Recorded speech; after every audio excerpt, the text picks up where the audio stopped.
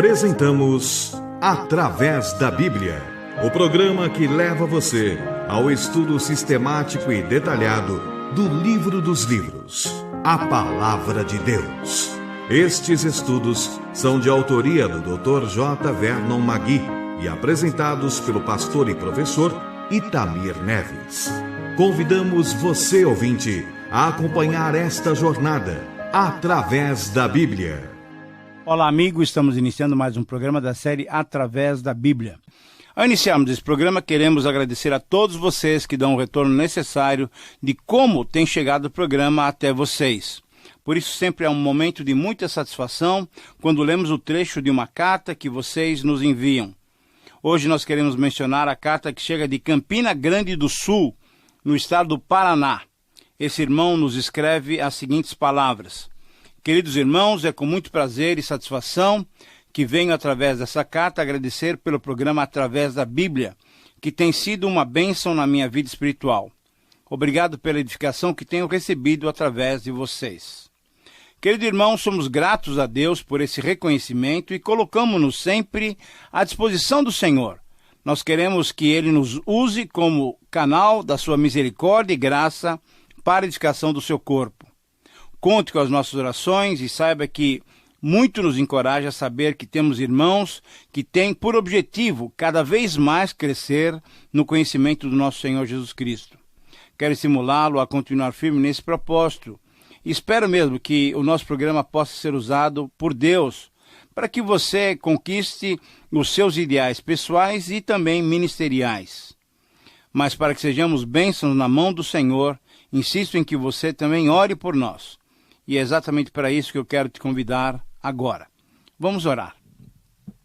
Pai querido, Tu conheces o nosso coração e sabe das nossas necessidades. Pedimos, Senhor, por cada um dos nossos ouvintes. Abençoa-os conforme a Tua boa vontade.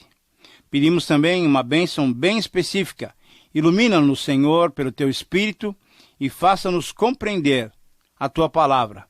Faça-nos também, Senhor, experimentar a Tua presença. Senhor, nós oramos em nome de Jesus. Amém. Fortalece a fé,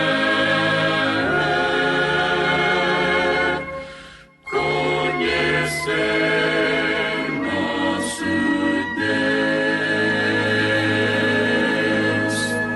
Querido amigo, nossa tarefa hoje é estudar os 43 versículos do capítulo 5 do Evangelho de Marcos. Certamente suas lições nos ajudarão a viver de modo ainda mais agradável ao Senhor. Mas eu gostaria de dar fazer dois destaques com relação ao programa passado ainda. Primeiro, na parábola da candeia, Jesus disse que se a lâmpada não for colocada num local bem alto para iluminar o ambiente, se uma lâmpada não ajudar ninguém a ver, então ela é inútil. Assim também ocorre com a sua vida. Permita-me então fazer-lhe uma pergunta muito objetiva. A sua vida mostra aos outros como achar a Deus e como viver para Ele? A sua vida tem mostrado para as pessoas quais são os passos que eles devem dar para saírem das trevas, para encontrarem a verdadeira luz do Senhor?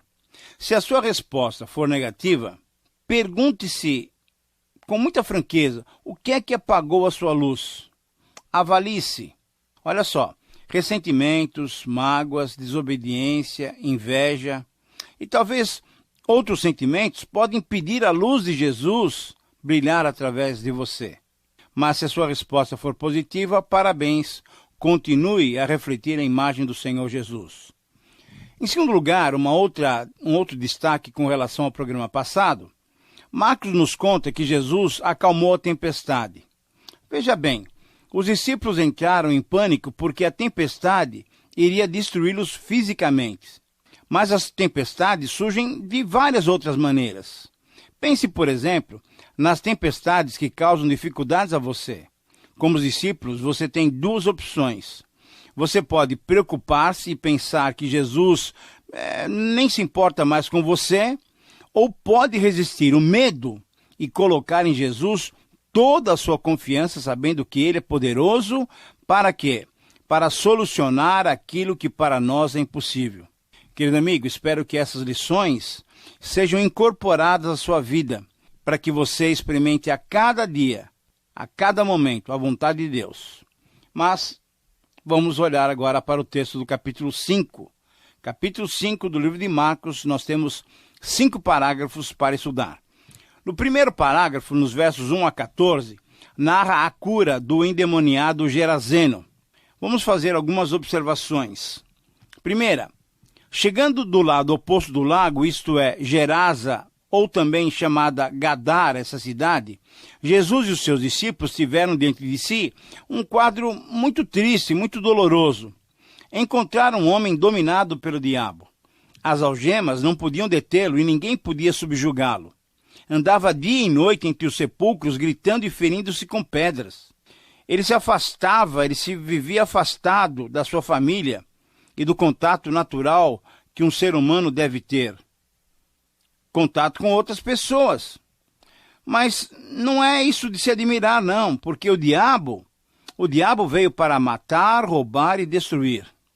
Esse espírito maligno que possuía aquele homem, tendo recebido a ordem de Jesus para sair dali, correu até Jesus e, prostrando-se, gritou: "Que queres comigo, filho de Deus? Jesus, filho do Deus Altíssimo, que queres comigo? Rogo-te, por Deus, não me atormentes."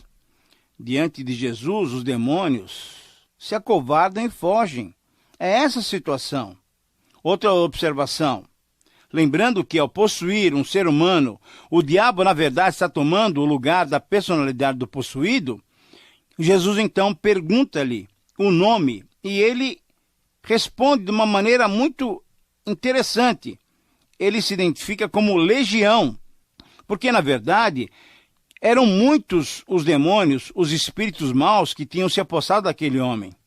Então, Jesus, ao pedir-lhe o nome, foi rapidamente obedecido, ele rapidamente se identificou. Isso demonstrava o quê? Ao poder e autoridade do Senhor Jesus Cristo. Uma quinta observação, é importante notarmos que às vezes falava o homem e outras vezes falavam os demônios. E eles então pediram a Jesus que não os expulsassem daquela região, mas ao invés disso, que os lançassem numa manada de porcos que estava passando por ali. Sexta observação, conforme o versículo 13, Jesus atendeu aquele pedido, permitindo que os demônios fossem para os porcos. Era uma manada de aproximadamente 2.000 porcos, e ela se precipitou e afogou-se no mar. Tem se perguntado a razão de Jesus ter atendido aquele pedido? Agora, uma das possibilidades é vermos o interesse de Jesus naquele homem. Porque, veja bem, além da libertação espiritual, Jesus também libertou do sentimento de insegurança que poderia lhe ocorrer depois de ter sido liberto. Houve então uma libertação, mas aquele homem talvez estivesse temeroso que os demônios pudessem voltar. Então Jesus permite que eles vão embora de uma vez.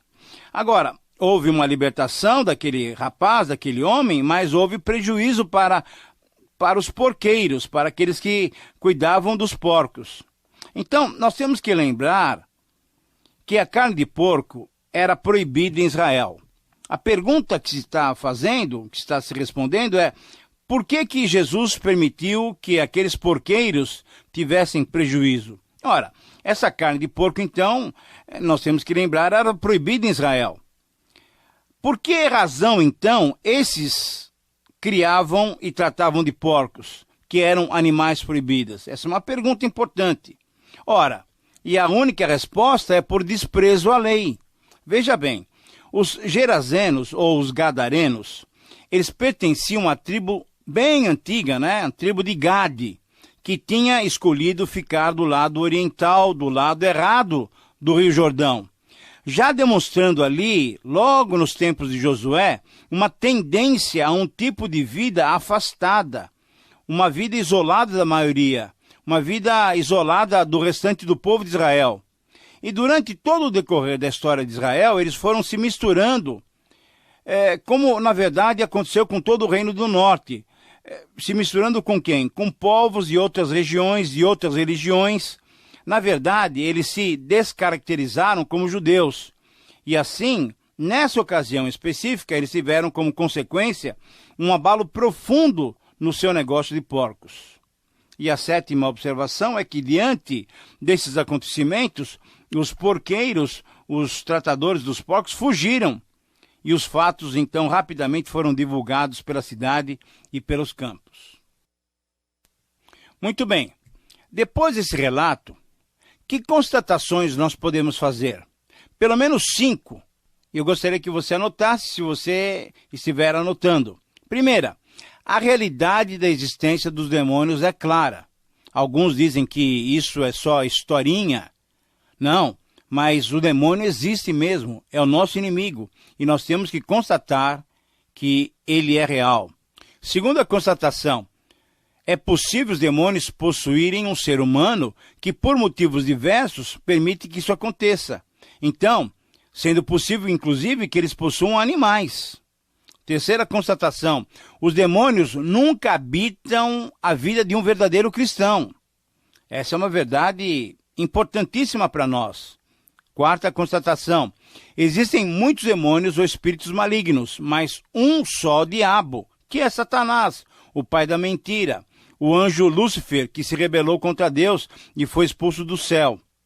Mas ele foi derrotado pelo sangue de Cristo. Essa é uma outra verdade que nós precisamos ter sempre em mente. E uma quinta constatação, o único que pode se opor e vencer o poder de Satanás é o Senhor Jesus Cristo. Ora, e se você está com Jesus Cristo, você tem toda a possibilidade de vencer a Satanás. O nome de Jesus e o sangue de Jesus sobre as nossas vidas são garantias da nossa vitória. Mas vamos continuar estudando o capítulo 5 do livro de Marcos. No segundo parágrafo, nos versículos 15 a 20, nós temos uma reação que tiveram os gadarenos ou gerazenos diante dessa manifestação do Senhor Jesus derrotando Satanás. Foi uma reação estranha, na verdade.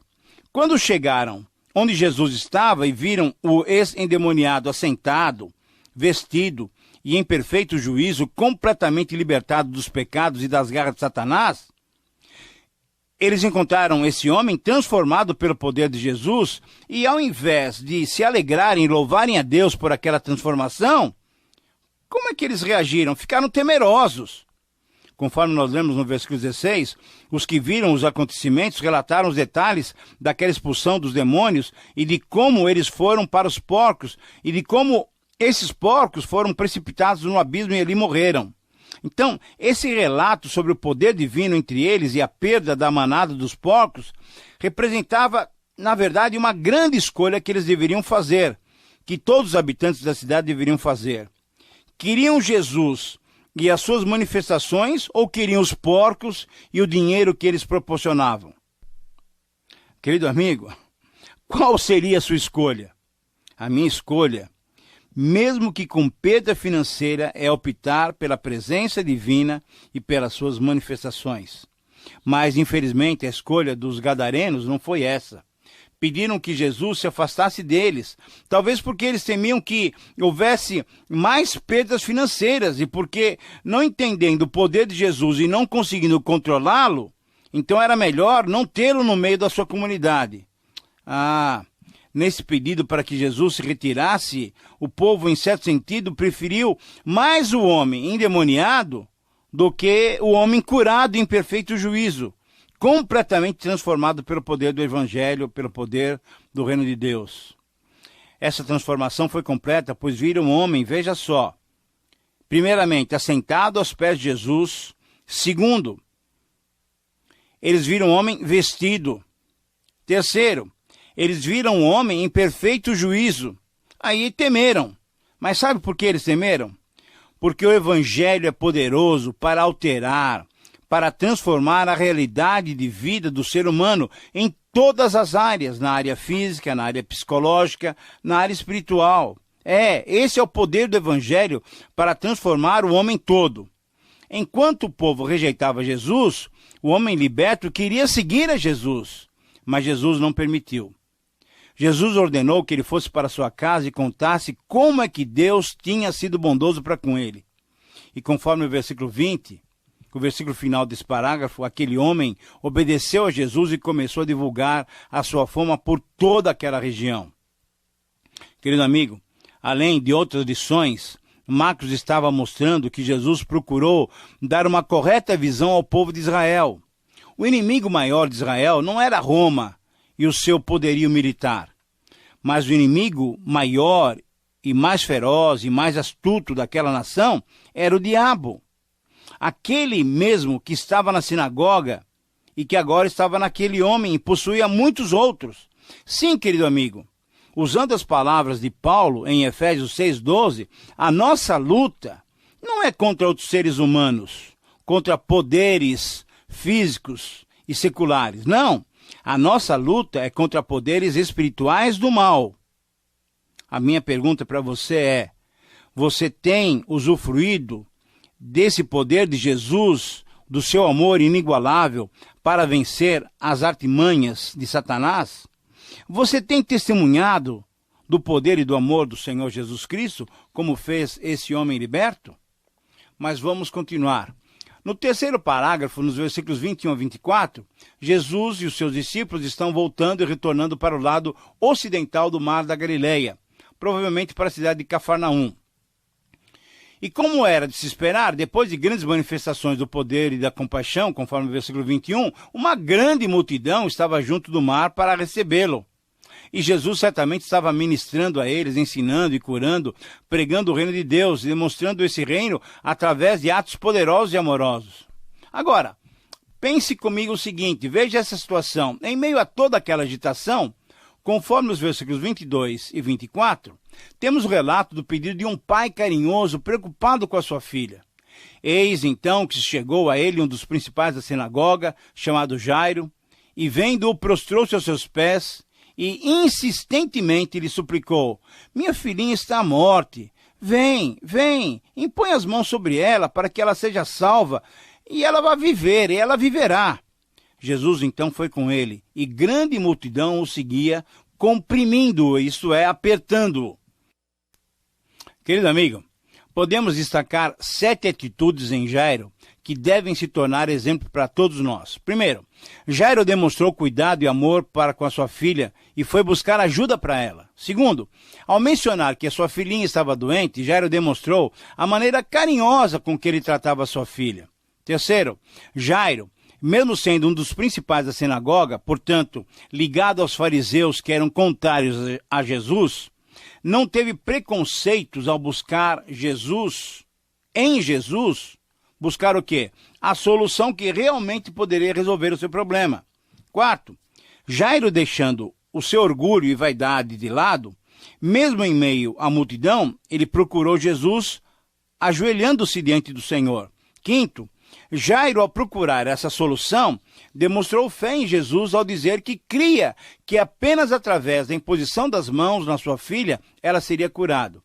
Sexto, Jairo demonstrou humildade, prostrando-se aos pés do Senhor Jesus em meio à multidão. E sétimo, Jairo reconheceu Jesus como a única esperança e obteve uma resposta positiva do seu pedido e, conforme o versículo 24 diz, Jesus foi com ele.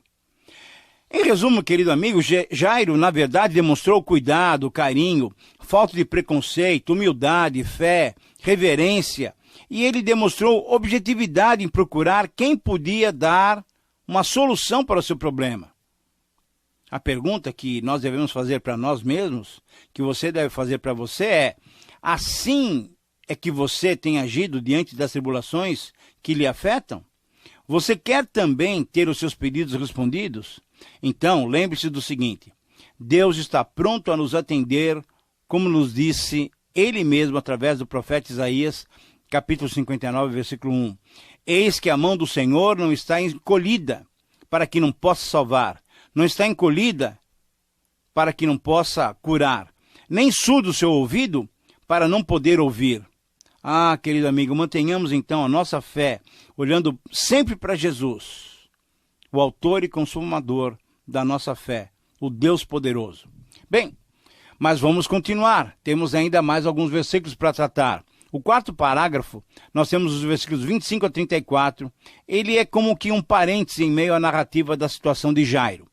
Depois de ouvir o pedido de Jairo, certamente vendo a sinceridade do seu coração, Jesus concordou com aquele homem e foi para a sua casa.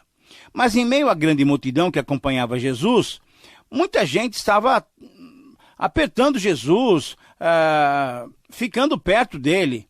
E ali aconteceu alguma coisa muito interessante. Marcos, nos versículos 25 a 29, nos conta o que aconteceu com as seguintes palavras. Aconteceu que certa mulher, que havia 12 anos já vinha sofrendo de uma hemorragia e muito padecera na mão dos vários médicos, tendo despendido já tudo quanto possuía, sem contudo nada aproveitar, antes pelo contrário, indo a pior, tendo ouvido a fama de Jesus, vindo por trás dele, por entre a multidão, tocou-lhe a veste, porque dizia consigo mesmo, se eu apenas lhe tocar as vestes, ficarei curada. E logo se lhe estancou a hemorragia e sentiu no corpo estar curada do seu flagelo. Ora, querido amigo, essa mulher tinha uma doença incurável que lhe causava uma hemorragia constante. Sua doença provavelmente fosse uma irregularidade menstrual ou alguma coisa uterina que a tornava ritualmente até impura, conforme a lei em Levítico 15, 25 e 27. E assim, ela ficava excluída da maioria das atividades sociais com os outros judeus. Ora, ela queria desesperadamente resolver o seu problema e para isso já gastara tudo quanto tinha. Ela então ouviu de Jesus, mas estava no impasse. Perceba bem esse impasse. Ela sabia que se o tocasse, ou se ele a tocasse, ele, Jesus, ficaria impuro diante da lei. No Antigo Testamento, se tocava na orla das vestes de um rei.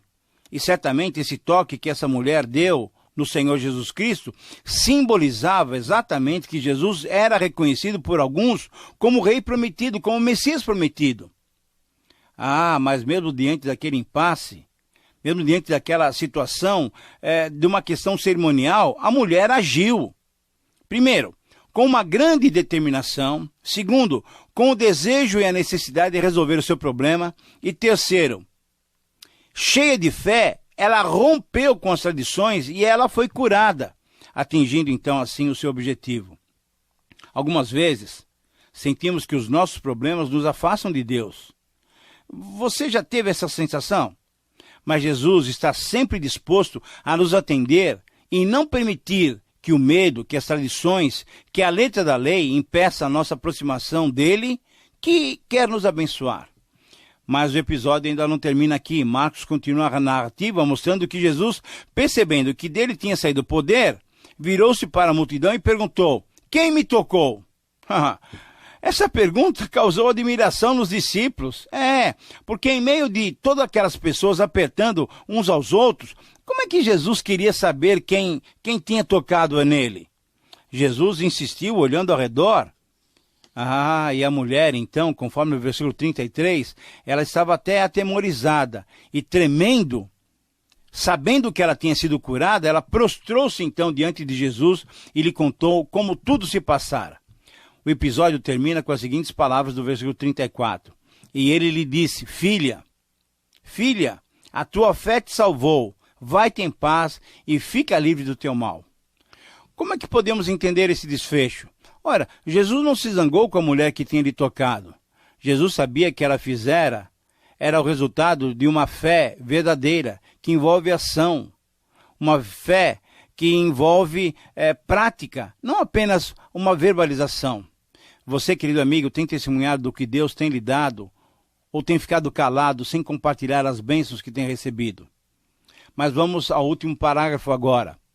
A filha de Jairo, versículos 35 a 43, tinha 12 anos. Jesus estava a caminho da casa de Jairo quando alguém veio dizer, a tua filha morreu. Esqueça, não incomode mais o mestre. Mas Jesus, sem dar importância àquelas palavras, disse a Jairo, não temas, crê somente. E chegando lá, foi com Pedro, Tiago e João, e tomou a menina pelas mãos e disse, menina, eu te mando, levanta-te. Imediatamente a menina se levantou e pôs-se a andar. Todos deram glória a Deus. A menina foi ressuscitada e devolvida ao Pai. Glória a Deus. Esse é o poder do nosso Senhor Jesus Cristo. Querido amigo, eu creio que em primeiro lugar esse milagre maravilhoso ocorreu porque Jesus é bondoso e cheio de graça. mas em segundo lugar também, porque Jesus, vendo a aflição e a sinceridade de Jairo, ele honrou essas atitudes. Mas, sobretudo, a graça de Jesus é maravilhosa. Bom, chegamos assim ao final do nosso tempo de estudos e eu quero agradecer a você pela sua sintonia e a Deus pela sua capacitação. Um grande abraço e que Deus te abençoe.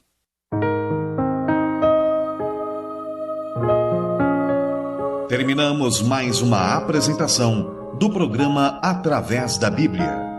Esperamos que você nos escreva, dando a sua opinião sobre o que ouviu. O nosso endereço é Caixa Postal 18.300, CEP 046-26970, São Paulo, capital. Ou pelo e-mail atravesdabiblia@transmundial.com.br. Este programa foi produzido nos estúdios da Transmundial.